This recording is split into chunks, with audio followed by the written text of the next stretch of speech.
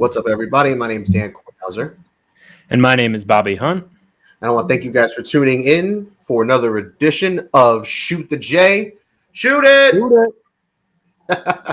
Hashtag shoot or shoot. Hashtag B&D. Hashtag DB Talking Sports. All that good stuff. Yep. So I want to thank you guys for joining us on another Tuesday of fun. And before we get going, I want to remind everyone that we are brought to you by betting.net. Betting.net is your best bet for sportsbook and casino sites. So head on over to betting.net. Now, Bob, there's some things that have gone on since our last show. And let's start with the Nets. Let's start with some injuries and stuff going on around the league. It's getting crazy, and it's not all COVID related, but there's a lot of injuries going on around the league.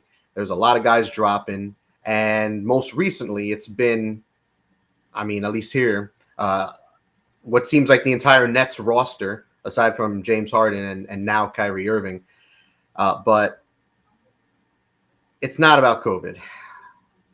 Durant got hurt, Bob. He's out for 4 to 6 weeks. It's disgusting. Nets fans should be repulsed. Leading scorer in the NBA. I'm not even a Nets fan, and I'm disgusted. How does this affect this team moving forward? And do they even skip a beat? They still have Harden. They still have Kyrie for away games. What kind of a hit does this team take? It is bad for the league as a whole. You obviously want to see a top team have its top player, but it's not terrible for them. They're still at the top of the standings. They're only a half game back of both the Heat and the Bulls. Now it's tough. He's clearly their best player. You mentioned how he's the leading scorer in the league. He's obviously going to miss the All-Star game, so someone's going to take his place in that starting lineup. We talked about the All-Star lineups potentially last week. And so it's going to hurt some, but they're high enough up there that it's not a concern in terms of their long-term success. They're still going to be a playoff team without a doubt, and they still have two of the best players in the NBA. But obviously, as we've talked about plenty of times before, especially recently, Kyrie's only available for the road games. Now, in a weird way, the only good thing about this, if they were to fall down the standings in the East, is Kyrie's only playing away games. So unless something changes in terms of what New York City dictates for vaccination status, which is basically what's keeping him from playing home games for the Nets, if that doesn't change, they might be better off being a lower seed in a weird way, because then if nothing changes, they would actually have him available for more games in playoff series, because if they're the road team, they would have, say, hypothetically, in a get best of 7, 4 road games and only 3 home games. So in a strange way, this could be a blessing in disguise. And I know I've talked about in the past that at least still you want your best players out there 100%. They'd much rather have Durant out there. Naturally. But you get to at least see what other lineups maybe work well together, when is best to have maybe James Harden play with the bench players, or maybe Kyrie Irving is better playing with a bunch of bench guys. So you can mess around with the lineups. They only played 2 games together since Kyrie came back in January this month. And so maybe they can play around and find out what lineups they can have, but it will hurt them in the short term. They want to get them back, but I do expect them to slide some, but still they have great players, particularly Harden and Kyrie. They got LaMarcus Aldridge back recently. I'm not sounding the panic button for the Nets. They'll be fine. Now, the Nets have gone 4-6 in their last 10 since the turn of the new year. And, looking at their schedule, Bob, they didn't really play a bunch of powerhouses. They played mostly buttholes. And then you sprinkled in the Bulls. You sprinkled in Milwaukee, maybe a little bit of Memphis, because Memphis is doing work. And what happened? Well, the Nets lost to Memphis. The Nets lost to the Bucks. And the Nets beat the Bulls, blew them out, last Wednesday, I think it was. So, nice. And then they lost to the Cleveland Cavaliers, who the Cavs are still surprising the shit out of everybody, sitting at the 4 seed right now, 27-18. We'll talk about the Cavs in a little bit, because we need to talk about the Cavs, I think, at this point. But they beat the Nets last night, 114-107. You say you're not really concerned. You say it might be a blessing in disguise, but the Nets are losing a lot of guys. They are without a lot of key pieces, and it's not just Durant. I know Claxton is out with a hamstring injury. Um, Joe Harris has been out, as we know. LaMarcus Aldridge is out again. Paul Millsap's out. DeAndre Bembry's probably out this for tomorrow's game. Like, yeah, it's nobody special, I guess, when you're looking at it. It's not Durant status. It's not Harden status. But, they're not really the deepest team as it is. And now they're losing some of their core veteran pieces. And they have the Cleveland Cavaliers nipping right at their ass. So the Nets are 27-16, Cleveland's 27-18. So they're 1 game back actually of the Nets and 1.5 games back of one of the top 2 seeds. This feels a little bit like watching the Knicks last year, where I had been saying all season that the Knicks were not quite right. The Knicks were a fluke. They were a joke. The whole year I was shitting on them. Leave it to me to buy in at the end of the year before the Hawks game and pick the Knicks to win that series and get embarrassed on my prediction because the Knicks were indeed butt cheeks. They were indeed not quite right, and they did not belong, like I had been saying all season. So I'm sticking to those guns. Okay, as I did earlier this year in the preseason, I'm sticking to those guns all year. The Knicks are butt. However, this isn't about the Knicks. This is about the Cleveland Cavaliers. And no one would generally want to talk about the Cavs, but they're worth discussing. This isn't the Cleveland Cavaliers of a decade ago. Okay, this isn't some one-man show, LeBron and nobody else, and they make the playoffs, and then the man's not winning chips out there with them, and it's not quite right. This isn't this isn't those days. This isn't the getting Kyrie, getting Andrew Wiggins, me and butt cheeks like that, and having top picks and everything like that. No, this isn't none of those. These guys are playing well, man, and for the most part, they're healthy. I know they had been without Mobley for a little stretch. They're without Rubio for the remainder of the year, I think with an ACL injury or something like that. Are you buying this Cleveland Cavaliers team, Bob, or are they just this year's Knicks and they're taking advantage of injuries and COVID and BS around them and teams not caring, and they're just going to get slapped around, gentlemen's sweep come playoff time because they're a fluke? Are you buying this team or not? Depends what you're saying. I mean, I know about a month or two ago, I wasn't buying them as necessarily a playoff team, but I think are you buying this team? They're 27-18 right now. They are the 4 seed. They are right on Brooklyn's ass, and they are 1.5 games out of either first or second seed. Do you buy this team as a legit figure out in the East? No, I don't. I don't think they're a serious title contender. I still think the Bulls, the Nets, the Heat are all better, but they are a legitimate playoff contender, which is different from what I probably said about a month ago. I do see them hanging around, unlike the Wizards who have faded and are still in the mix. Don't get me wrong about them. But yeah, this Cavs team is playing very well. They're only 1.5 games back, not only of the first seed, but in that division. They're actually ahead of the Bucks right now, the defending champions, albeit just by half a game. And you look at the team, they have staying power. Unlike the Knicks, where it's a weird mix of old players, like veteran players and young guys. Pretty much the majority of the Cavs' key contributors are young players, young studs. Evan Mobley, as you mentioned, a beast at power forward or center when he plays. He's a rookie. Jared Allen is really blossoming now with his new opportunities with a new team. Obviously, he used to be on Nets, got traded at the deadline last year, so he's had a big impact on the Cavaliers, and he's still only, I want to say, 25 or 26.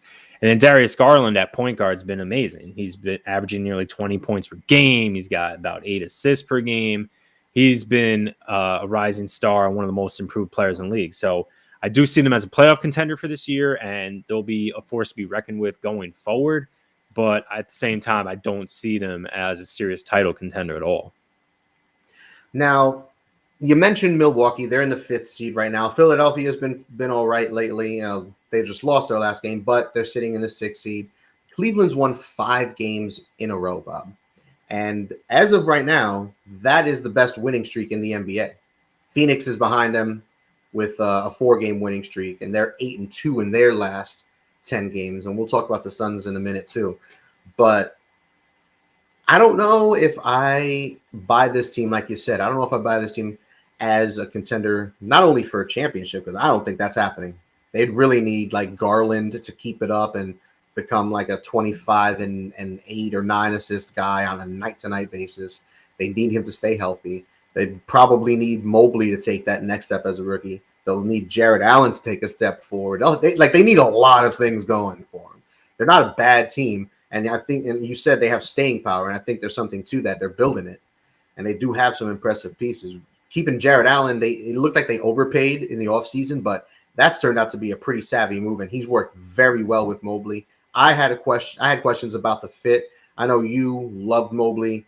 I know Greg loved Mobley. I know both of you guys were high on that. I wasn't sure about the fit, but it's working out damn well, and they look like they know what they're doing out there in Cleveland for a change, which is something different. But let's go to the Western Conference real quick. All right, there's a lot going on out there right now, and it goes beyond any injuries or any nonsense like that. I do want to talk about the Lakers. I feel like we talk about the Lakers every show, and it's not because, oh, it's LA. We got to talk about these big teams. There's nothing like that. And Bob, I don't know where Bob went, but here we go. You lose me, yeah. I don't know. It's showing my thing as 4 bars green, and then all of a sudden everything just closed, and I'm like, okay, I guess that it's not a 4-bar connection. Well, I know you can listen while you're in the waiting room, so I know you heard all that stuff, and we're going to the West and all that shit. But yeah, like I was saying, we talk about the Lakers every week, and it's not because it's LA. It's not because, oh, it's the Lakers. Oh man, it's LeBron. We don't care. Even though Steve Risley, who was supposed to be on the show, Steve, answer your phone, dude. I texted you, your butt. All right, you gotta call him. You know what demographic? I know. They don't know how to handle texts. I know, dude. I was sending them emojis, and he was like, "I don't know what you're sending me. Are you having a stroke?" And I'm like, "Dude, it's just a bunch of emojis. This is what texting is." He thought I was spazzing out or something. He was like, "I don't understand what all these smiley faces are." That's amazing. I'm sorry, Steve. I don't want to make fun of you when you're not here to defend yourself. I apologize. But no, I wanted to have Steve on the show so we could talk about the Lakers. He's in LA. He could tell us all about what's going on out there in Cali and where their thought process is out there as a fan base. I'm very disappointed. I want to get Steve on this show. Hopefully we get it next week. But the drama this week isn't LeBron being hurt, isn't AD being hurt. No one cares about that. Same show, different channel. It's not even about Westbrook and the Westbrook trade. Does he fit? Nah. I mean, all those things are still questions, but it's about their coach, man. And we had talked about this a couple of weeks ago. When is the coach going to be? When is Vogel going to be on the chopping block? I mean, we've seen LeBron-led teams in previous stops get rid of coaches when the team didn't start right, and even in LA. So it's interesting. It's interesting how long he's lasted given what's been going on. Are you buying these rumors that he's on a game-to-game basis? Oh, I definitely believe it. I know it was really one of our first podcasts where we talked about it, but we were only 15 or 20 games in. And I feel like we've been pretty consistent about it is, all right, Westbrook was not an ideal fit. We've said it would have been better if they had someone like Buddy Hield or even signed DeMar DeRozan in the offseason. They would have fit that team a lot better. Didn't happen. So, yes, Frank Vogel, at the time, it was still too early. But at the same time, we're like, not only do the players need to play better, but yeah, Vogel needs to do something too. He needs to switch up the lineups, try different things. And they more or less have, but clearly it has not resulted in winning.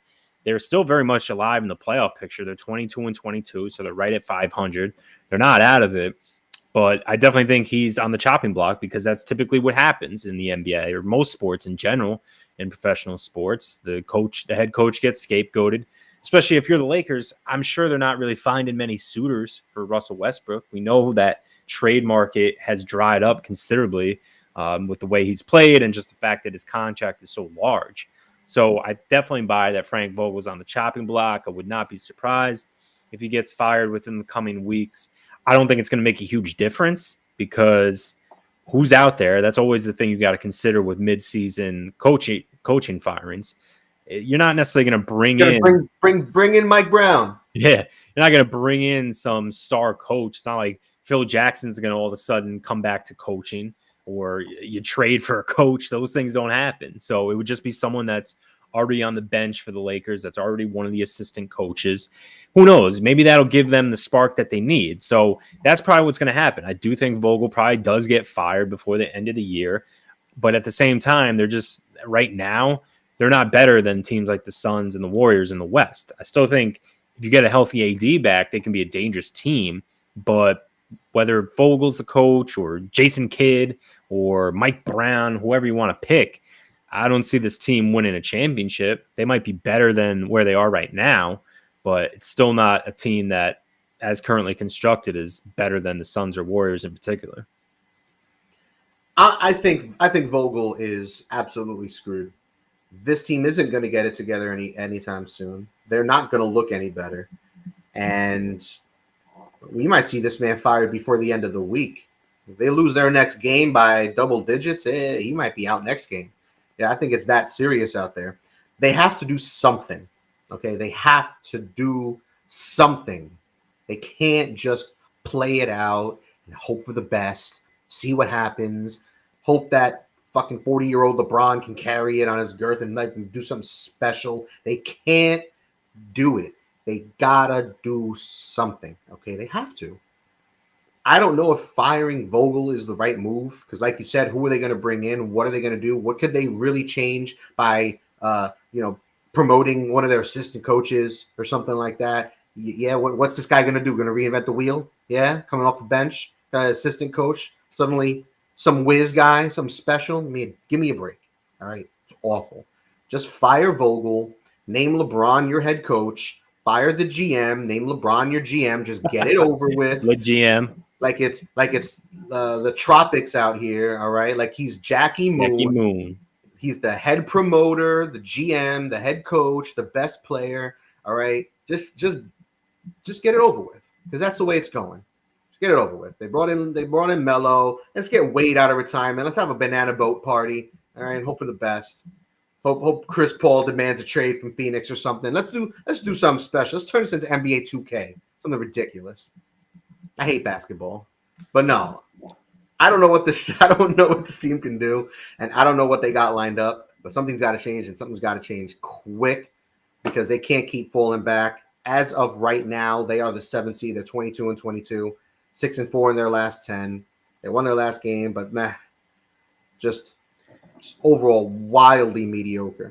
Before we get going, I want to remind everybody that your top sportsbook comparison site is betting.net, and betting.net offers extensive reviews on the best sports books out there. So head on over to betting.net.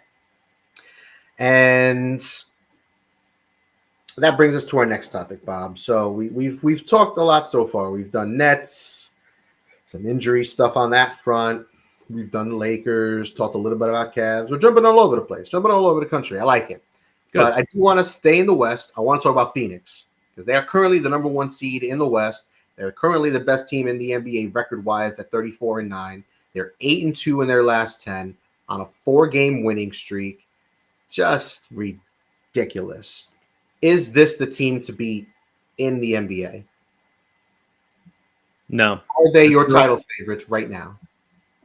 They're certainly in the mix. That's obvious, but I wouldn't anoint them quite yet. Yeah, they have the best record, but we've seen plenty of teams have the best record and not do much with it. Bucks didn't have the best record last year, and they wound up winning the championship. So you don't necessarily need to have the best record, but they are pacing the field. They are now 3 games up on the Warriors, which is really nice for them because they are in the same division. and they would love to have that home court advantage if they were to play in the Western Conference Finals. Yeah, you don't want to play in Golden State in the playoffs. No. So at least if they were to play them, they would have the home court advantage. But they are certainly at the top of the list. Don't get me wrong. Don't get me confused. I'm not saying that they can't win a title. They obviously can. But for me, I'm still going with the Bucks until I'm usually someone who, until that champion gets knocked off, that's my favorite, especially because there's no reason to go away from them. It's not like they lost Giannis or they have had their own injury issues, but they're still within striking range of getting up to that number 1 seed. They've missed Middleton for chunks of time. He's finally back, but now Drew Holiday's out. He's been in and out of the lineup. Yep. Giannis is healthy, fortunately. He's missed a couple games here and there, but I still put them up there, kind of like the Bucks in the NFL. They're the defending champions. Until I see them get knocked off in the playoffs, I'm still riding the defending champs. And then I also look at the Warriors. I think the Warriors at full strength, once Klay Thompson gets up to speed, I think they're better than the Suns. So Suns right now are third in the pecking order for me. The Nets obviously are right there, but with Durant out, I'm not going to say them at the moment. But assuming a healthy Durant, I think the champion should be one of those 4 teams. Either the Nets or Bucks out of the East, or the Warriors or the Suns in the West. But what do you think? Would you think the Suns are the clear-cut favorite for the title? I do. I think at least right now, moving forward, at this point in the season, I think they are the favorite. Because yes, even though Golden State is dangerous, Curry can light it up on any given night. We know this. As Klay gets up to speed and gets his game back and gets more comfortable doing things that he's used to doing and playing the way he's used to playing, they will get better. Once Draymond Green comes back from his injury, he'll slide right in seamlessly, like they never skip the beat. And for majority of the season thus far, Golden State has been the best team in the West and maybe even in the league. Golden State's been on fire too. They're 31-12. It's not like, Phoenix is 34-9 and the next team's got 25 wins in the West. No, Golden State's right there. But Phoenix has got it all going on, man. And as long as they're healthy, they just got Johnson back from injury and whatever and other issues, whatever he was having. I think it was a hamstring injury or something. But they're getting Johnson back, which is going to be a boost to their bench. I know Crowder's been doing his thing in the starting lineup the last few games that he's been out. Of course, they got Chris Paul, who's an MVP candidate. Booker is a threat, one of the best offensive wings in the league. We know what that man can do on any given night. And we know he takes those big shots. So it's not like who's going to take the final shot. They don't have any guys. Nah. They got guys who can take that last-minute shot, that last-second shot that's going to win him the game in overtime, over somebody, over a double team, do something special. Booker can do that. Chris Paul can do that. DeAndre Ayton, you know how I feel about Ayton. Ayton's one of my favorite players, one of my favorite young players in the league. Love me some DeAndre Ayton. That man's a beast. You tend to love centers irrationally. You used to really be all about Dwight Howard. So I used to be all about Dwight. There's a lot of hate around that man. I used to love that man. I don't even know why. It's because I don't know. I don't know what it is. I don't know what it is about the big men that I enjoy so much when it comes to basketball players. Now, I do really enjoy this Suns team, and I do think they're a very great team. I gave them their props. But yeah, I don't have them at number 1 on the list just because assuming the teams are healthy and let's say they get through the West, they do beat the Warriors or maybe someone else beats the Warriors. I just have a hard time seeing who's going to defend either Giannis or Kevin Durant if they were to play in the finals. That's the issue. You saw them. That's what you got Jay Crowder for. Yeah, Jay Crowder's nobody special, but he could be a pest. He could be just a disturbance, and he's got good length. And so can Mikal Bridges, but these are still Durant and Giannis are the types of players where it doesn't matter if you have that kind of defensive stopper. They're still going to get theirs. And I just think those teams it's not only just those guys, they do have a lot of talent around them as well. So I just feel like if it's a rematch against the Bucks, I would pick the Bucks.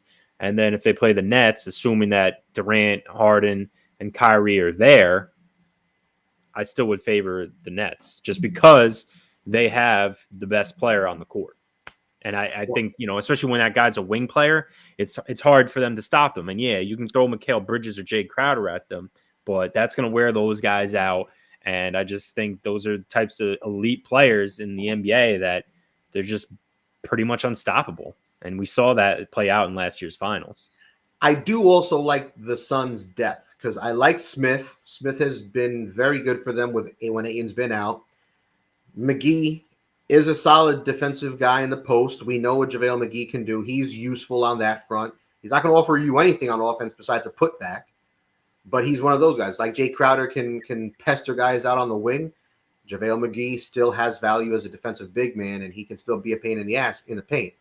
So I like Phoenix. I do. And with Chris Paul at the helm, can that man get a ring, dude? I want to see Chris Paul get a ring so bad. Of any player in the NBA who deserves it, he's the guy, the top guy on that list. He plays hard. He's always healthy. He's a team player. He's not a ball hog. He's not a moments hog where it's always got to be him taking the final shot and shit. He's a leader. He's a dog on both ends. I mean, you see what he's doing on defense. I'm pretty sure he's like second in the NBA in steals right now. I mean, I got it. Where am I looking? Here we go. Okay, third. Yeah, tied for second. 1.9 steals per game, right behind Murray. DeJounte.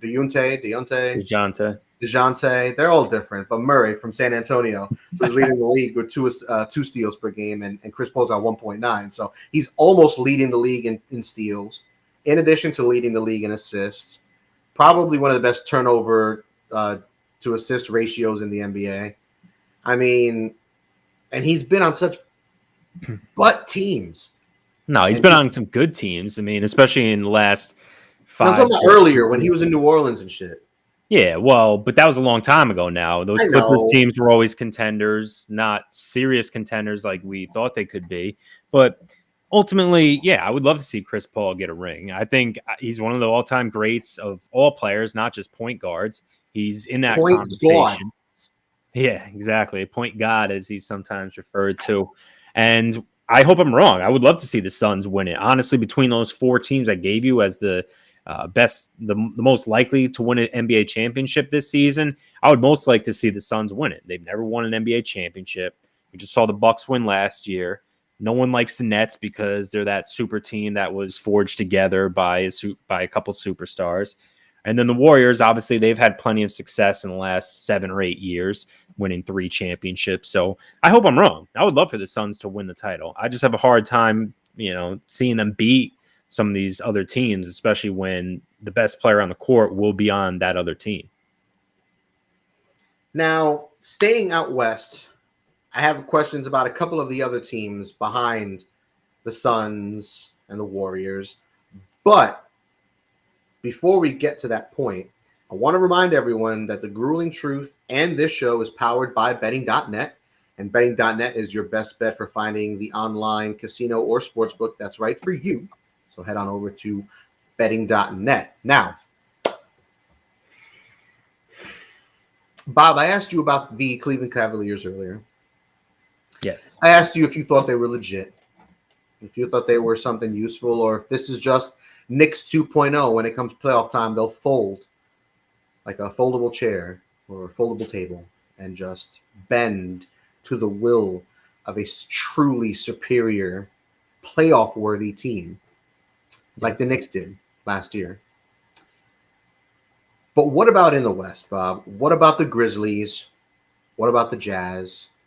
And I mentioned those 2 teams because, let's be honest, I don't trust Dallas, even though they got Doncic. I don't trust them at all, not one bit. The Lakers got their struggles. The Clippers are just the walking wounded. No Kawhi, no PG. Their best player right now is Morris, and he's on my fantasy team, and that's awful. Minnesota, Portland is 18-25. The West is gross. Are you buying Memphis as a legit team out west? Are you buying this 31-15, 9-1 in their last 10? I like them more than the Cavs in the East, but I also think the East actually is a little more top heavy than the West right now. You look at those 4 teams, really, the Bucks, the Nets, the Heat, who am I blanking on? The Bulls. So I think those teams are really the cream of the crop. You have 2 elite teams out west. Don't get me wrong. So you have hold on. You say it's top heavy, but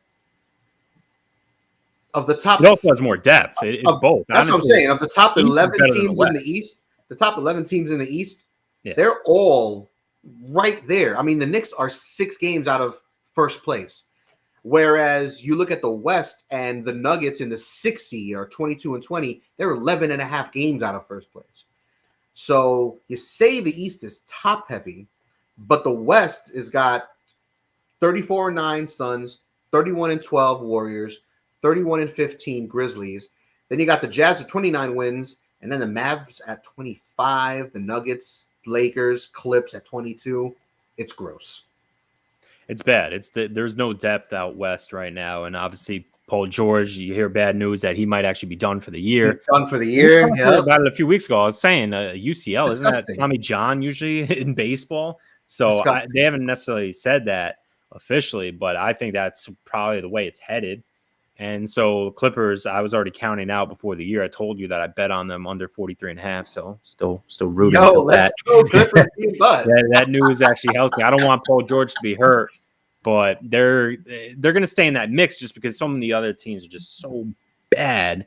Those bottom 5 teams are just gross. When you talk about the Spurs, the Pelicans, Thunder, those Rockets teams, it's disgusting. But back to the Grizzlies, I do buy them, but not enough to be a title contender. So I think they are definitely going to be a tough out come playoff time. I think if they get matched up against a Mavericks team or Clippers or Lakers, then yeah, they could beat that team. But I think for them, you really want to avoid like the Jazz or the Nuggets. You really don't want to play one of those teams. I think they could easily get upset if that's the case. Playing against someone like Jokic, Donovan Mitchell would be the best player on the court, and Gobert would be a handful to deal with. But they deserve a lot of credit because they even didn't have Ja Morant for an extended period of time earlier in the season. They're 31-15, an outstanding record. So they've done a great job. Jaren Jackson's been healthy, which has been a key part to the team. He's been going in. Even though they traded Valanciunas, who's better than Steven Adams. Steven Adams, at least you know exactly what you're getting out of him. You don't need to give him the rock. Someone like Desmond Bane, I've been surprised how well he's played. He's made a huge leap in, I think, his second season. Mm-hmm. And so they've gotten a lot of great performances from guys that you weren't necessarily expecting them from. You figured, all right, Ja Morant, Jaren Jackson, both guys are top 5 picks in consecutive drafts. You figured that would be their core. But they've gotten solid contributions from other guys. And I do buy them as a serious playoff contender. That's going to be difficult to deal with. But at the same time, I don't see this team being able to make a conference finals, for example. Now, this team is 4th in the NBA in points per game at 111.8. And they are the number 1 team in the league in rebounds per game at 48.3. Do you think that's something – because let's be honest, man. When it comes to basketball and whatever, you got to outscore the other team, yeah? Well, being in the top 4 helps. If your defense isn't going to be elite, you want to be able to spread the ball around. Well, they're top 10 in assists. You want to be able to grab rebounds on the offensive and defensive side. Okay, great. They're first. Yeah, I know there's a bunch of good teams in the NBA, the Suns, the Bucks, the Nets, the Bulls, the Warriors. I get it. But there's always somebody that comes out and surprises you. There usually is. And if everyone just saw me fidgeting, it's because I was getting low on the battery. So I had to make sure we didn't lose the. Is this amateur hour? You plug it in before you get on the show, you jabroni. It was at like 70-something%. Yeah, this stream zapped the energy out of my laptop. Oh, well. You're an embarrassment. I'm sorry, folks, for Bob being a rookie. I apologize for this discussion. But yeah, a team does every now and then surprise. I mean, for the most part, NBA is very chalky. You see teams that are the 1-2 seeds constantly making the conference finals. Maybe you get a 3 seed. Now, we did see a little bit of a surprise last year and even 2 years before that, but it was in the East. So last year you had the Hawks as a 5 seed make it to the conference final and play the Bucks after the Bucks upset the Nets. Not a big upset. Obviously, Kyrie Irving getting hurt played a big factor in that, but the Bucks did win a Game 7 in Brooklyn over the Nets. And so they played a 5 seed in the Hawks. And then the year prior to that, now obviously that was the year most affected by COVID and it was in the bubble, but we saw the Heat make the finals, the NBA finals, and play and lose to the Lakers. So it does happen from time to time. So I do like you throwing it out there. I think if there is a team that maybe is able to accomplish that, the Grizzlies would be that type of team. Now, the one that's really the dark horse that I think is more likely to do that is the Denver Nuggets. And that's only if Jamal Murray, can come back healthy. As far as East, I think those 4 teams, it's going to be one of those 4. I think even in the conference finals, it's going to be one of those, 2 of those 4 playing each other.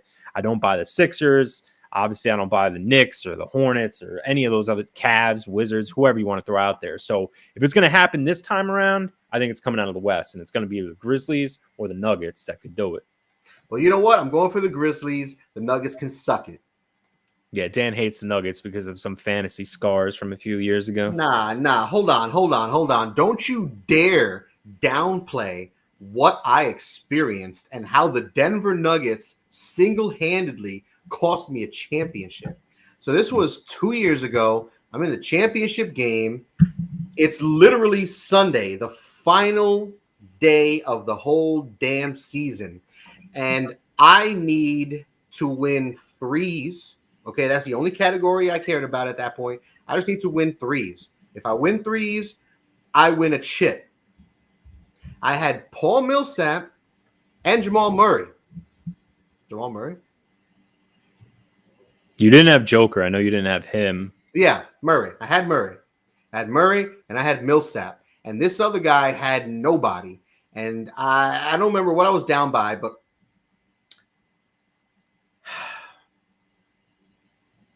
what a game for these guys to shit the bed.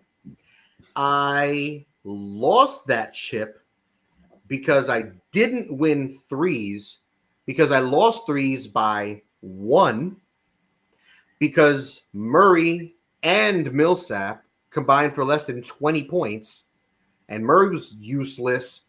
Millsap was useless. Just disgusted. I'm so disgusted. I'm so mad. Even to this very second. The Denver Nuggets, those guys, they literally cost me a chip. Right. So that's a little backstory on why Dan has a negative outlook on the Denver Nuggets. And just while we're on the topic, I just want to read a couple quotes from last week. So the first quote is, "I'm going to have my way with your team this week. Your team is your butt. Now I'm paraphrasing, but I'm going to take care of you 7-3 this week." And then the next quote that I love is, "When we get on here next week, I can tell everyone how much I won by." Dan, do tell. And did you win?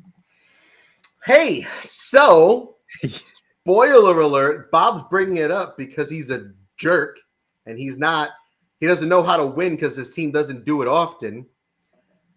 But his team beat mine 6-4. I think it was 6-4. Yeah. Yeah. 6-4. Should have been 7-3. My team just can never win field goals. It should have been 5-5. But I got G'd on Saturday when your team decided to get like 10 steals or 12 steals in one night and ran away with it and disgusted me. But it should have been 5-5, and it shouldn't even have been that close. You're lucky I don't got Lillard out there. All right. And you're lucky your team overperformed. They're not not good. At all. Well, you even said last week that Lillard, even when we did the podcast, you mentioned Lillard being out, and I said that would help. But either way, my team played well. It wasn't an overperformance. That's what they should be doing. If anything, your team was a disappointment. Let's put it that way. Man. But either way, we're both in the playoffs as of right now. Dan's got the better team, at least the better record for sure. And so, it's unlike last year where I was just dominating, pacing the field and dominating the draft. I botched my draft this year, but I've made a few changes, made some trades. So we both should still make it. I think it's going to happen. Dan will definitely make it. Me, I got to I'm getting that bye week, baby. I'm getting that bye week. I'm going to have to claw my way back, but that's fine. I like being the underdog. Didn't pan out being the number 1 seed last year. So I like being the underdog. We'll see how it goes, but we only have 6 more fantasy matchups this season left. And that's also because the commissioner decided to not screw up the scheduling and go all the way to the last week of the season when teams are resting guys and doing load management BS. So at least we have that going for us. We don't have to deal with it this year. Yeah, well, the commish sucks. You hear that, John? You suck. And I want everybody to know it. I want the internet to know you butt. I'd rather have Al as my commish. And he's a Heat fan and a Dallas Cowboys fan. Yeah, and you're a Heat and a Cowboys fan. You know what? I don't even know why we're friends. His only saving grace is that he's a Yankees fan. At least there's that. That's the only thing. That's even worse because you're a Cowboys, Yankees, Heat fan. You're just the worst kind of human being. Why don't you like Barcelona? Why don't you like who's a good hockey team? Why don't you like the Tampa Bay Lightning? All right, just ride all the good teams. You suck. And you know what, folks? Don't worry. I tell John often how much I hate his face. It's all in love, though.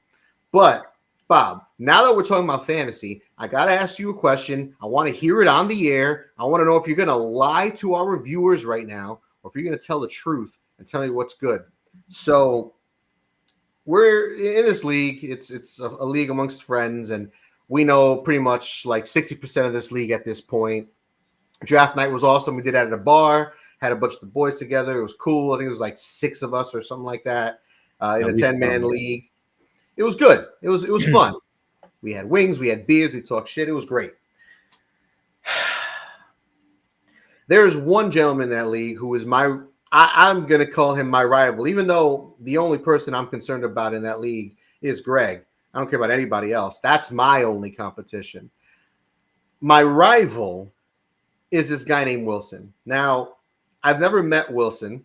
But we have a chat for the league and we talk in the league and stuff like that. And John is our middleman. So if I want to tell something to Wilson, I'll tell John and tell Wilson he sucks or something like that. Now, I want to throw this out there because I was absolutely disgusted by this exchange earlier this evening between Wilson and I. And I have to know.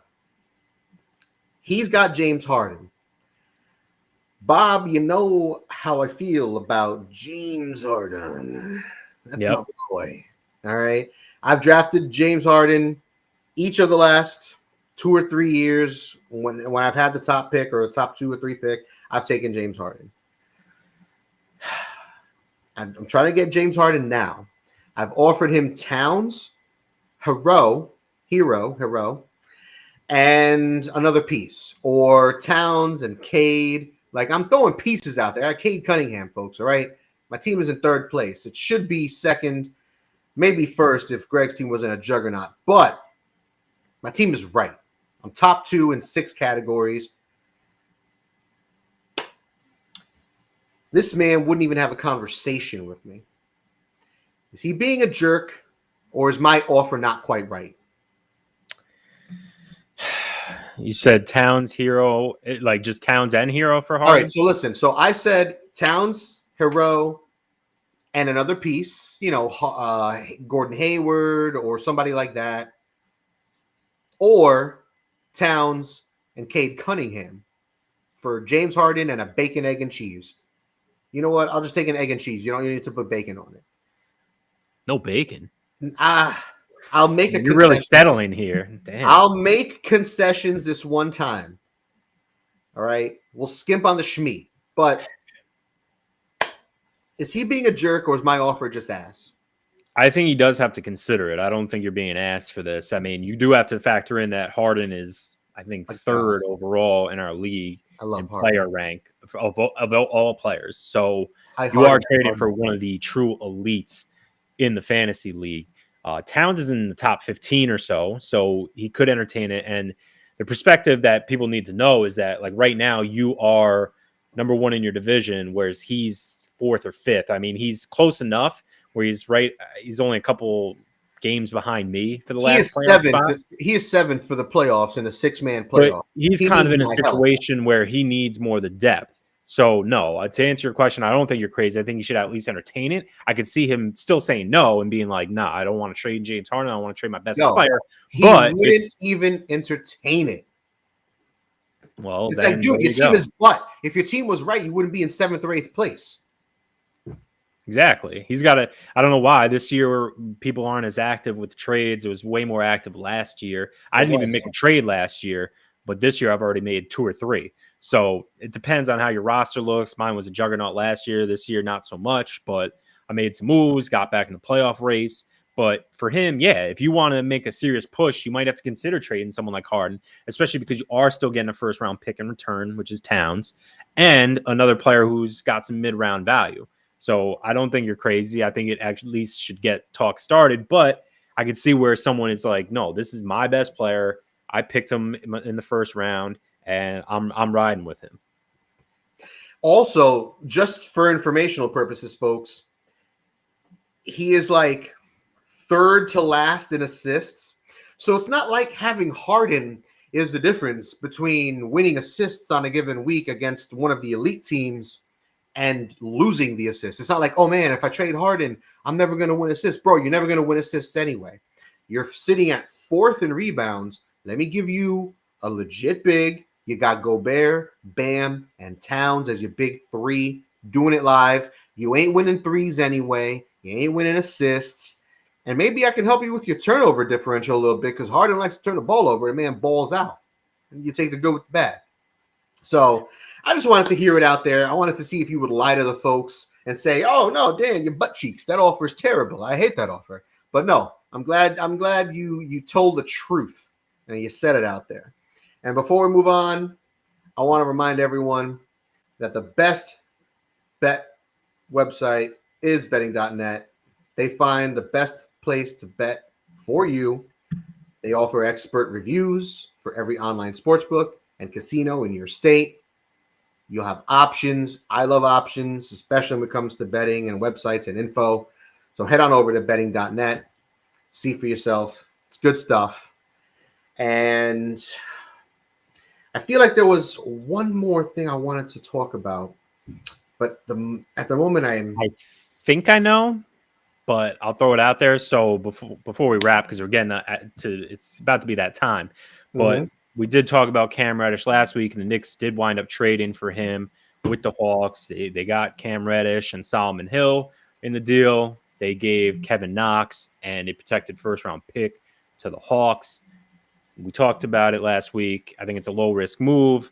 There's sexier names out there that I would have preferred, but they really didn't give up much. We'll see how he fits in once he's healthy enough to play. I think Solomon Hill is out for the season, so that was really just for procedural kind of things and just throw him in there anyway. Yeah. But I am really interested to see when Cam Reddish comes in. The Knicks are still a disappointment. I don't think they're going to make any noise in the playoffs, even if they do make it. But it is a young player that I said it's nice. It would be nice to take a chance like that on someone. And even maybe for Kevin Knox, maybe it's a blessing for him too to go to a new organization and see how he fits in there. Knox sucks. Yeah, he does suck. I agree with that. I think what he could be is a decent big off the bench that he needs to be a stretch for. He needs to focus on his 3-point shooting, which he does a lot of, but he also needs to get bigger and stronger. If he can at least give you some good minutes somehow defensively, he's long enough where he could help. I doubt it. I still don't see it happening. But at the same time, you look at Cam Reddish, he's also been a disappointment.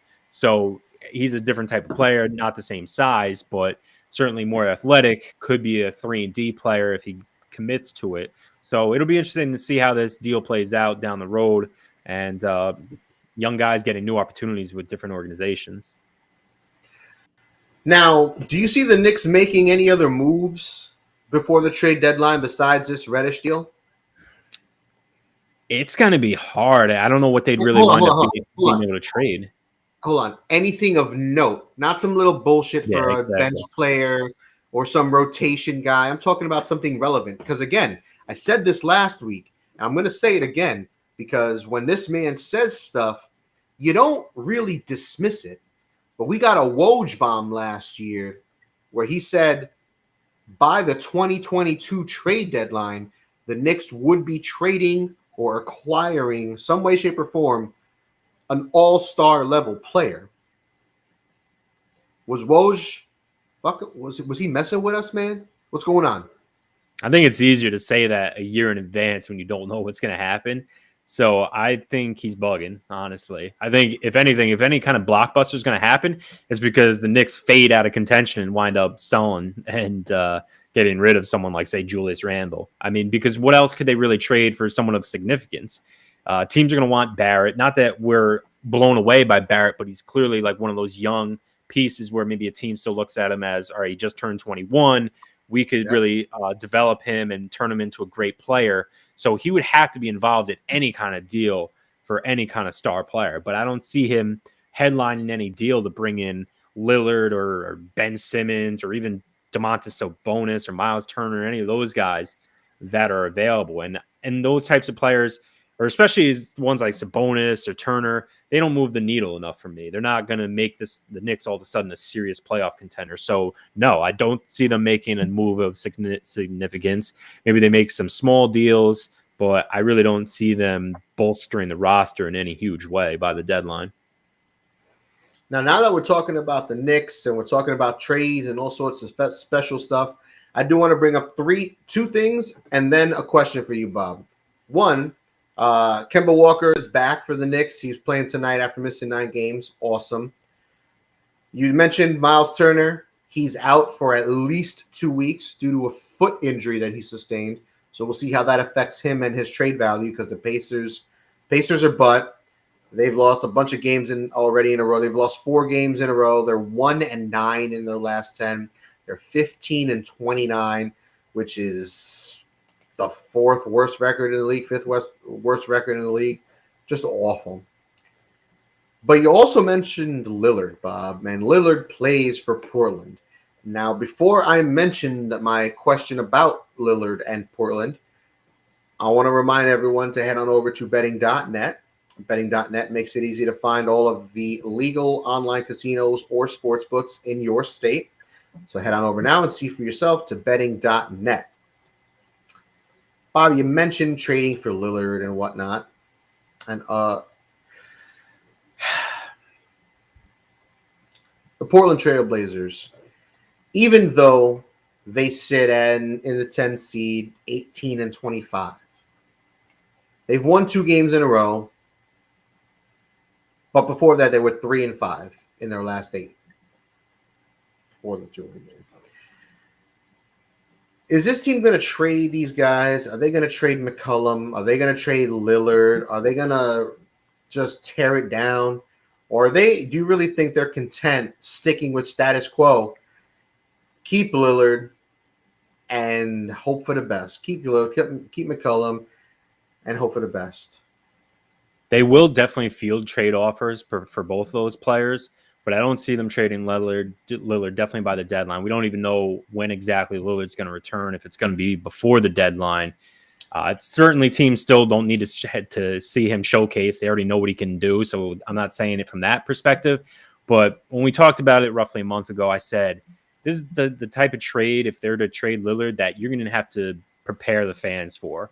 He's obviously a fan favorite. He's in a small market where that's the only team in town. I just don't see them doing it all of a sudden and breaking that news. I think it's going to be something that over the offseason could definitely happen, and you'll hear the rumors first before it actually does happen, so that at least that fan base can brace themselves for arguably their greatest player getting traded in their history.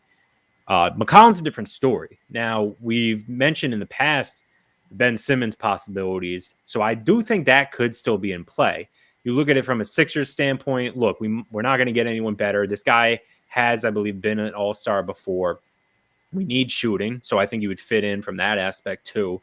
Now, I don't know if it necessarily makes him a serious title contender, but given that Simmons ain't playing, I think it makes them better if they were to acquire McCollum. And then if you get Simmons with Damian Lillard, you think, all right, we don't need to trade Lillard. We brought in another all-star player who's younger than McCollum. Maybe if he's next to Damian Lillard, he's going to give it his all and develop his game further, potentially. Yeah, I don't see it happening. But at least for the Blazers, it's kind of one of those things where they're not going anywhere. We know they're in that purgatory where they're not bad enough to get an elite prospect coming out in the draft, and they're not good enough to be a serious playoff and title contender. So they got to do something at some point, whether that's trading Lillard or McCollum. Yeah, they got to explore it, but I don't see any way they trade Lillard by the deadline. McCollum, different story. Maybe they could move him. And he's going to be back now. He had that I think a lung issue that sidelined him for over a month now, but he's finally back. So at least they can showcase him while Lillard's out, and he still will have a market out there for him. I keep bouncing back on a day-to-day basis when it comes to the Portland Trailblazers, because they're one of those teams where there's not a lot of NBA teams that have quality trade pieces that could actually help teams that will want to trade those pieces. Like right now, it's Portland, maybe New Orleans if they're going to move Valanciunas or somebody like that. But there's really nobody that you could point to and say, all right, they're going to move this starter. He would be a great addition to this team and boost them this much. You know, it's a lot of bench pieces, backups, rotational guys that might be available. Trades will happen. It's not going to be as dynamite as it was last year at the trade deadline, last year being an exception. But I definitely see the Pacers trading one of those guys. They've already said a while back, pretty much like 15 games of the season, that they were going to start the rebuild process. So it hurts that Turner's out and down with an injury, but I definitely see them moving either him or Sabonis or even LeVert. Someone on that team is going to be moved. But will it be to the Blazers? I don't know. I want to remind everyone that betting.net finds the best promotions, offers, and bonus codes, so you don't have to. Head on over to their website now and take advantage of things like free bets and matching deposits over at betting.net. And with that being said, Bob, do you have any other questions, comments, concerns for this episode? Nope. Your butt. I won 6-4. You can suck it, Bob. I want everybody to know.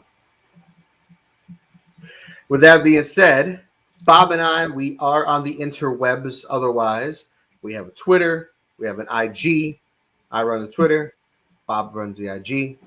Bob, what's our handle? That handle is DB Talking Sports. D as in Dan, B as in Bob. Hit us up. DM us on either of those sites, Twitter or Instagram. We appreciate any and all feedback. Check out our other content. Dan posting articles like his mock draft on thegruelingtruth.com, doing his draft show on Mondays, pick shows. You got me doing my best bets each week, which is winding down now that the NFL season's nearly at a close. And of course, Shoot the J. Shoot it! Computer blue. Darlene Pickett. Yeah. And if anyone doesn't get that reference, you're too young or you're too old. Either one. Probably Steve and Mike wouldn't get it. But either way, you got to check out the Prince skit by Dave Chappelle. That's what we're referring to, if you did not know. That's it. I think I'm going to watch that when we're done here. It's a must. We've only seen it about 373 times, but minimum. Why not again? 374, baby. Tally it on. We're going to do it live. My name's Dan Kornhauser. And my name is Bobby Hunt. And thank you guys for tuning in for another edition of Shoot the J. Shoot it! Woo! Catch us every Tuesday. I'll be on tomorrow, Wednesday, Pick'em Show, NFL playoffs. I'm going to do it live with Mike and Steve, legends. Can't wait. One of my favorite days of the week. Hashtag Wednesdays. Hashtag Go Time. Hashtag Grueling Truth. Hashtag Shoot the J. Hashtag Bob. Hashtag Dan. Hashtag Here We Go. Hashtag. Woo! Thanks, guys. We'll catch you guys next week. Have a great night. Follow us, like us, subscribe, share, comments, concerns. Do it all. See you later.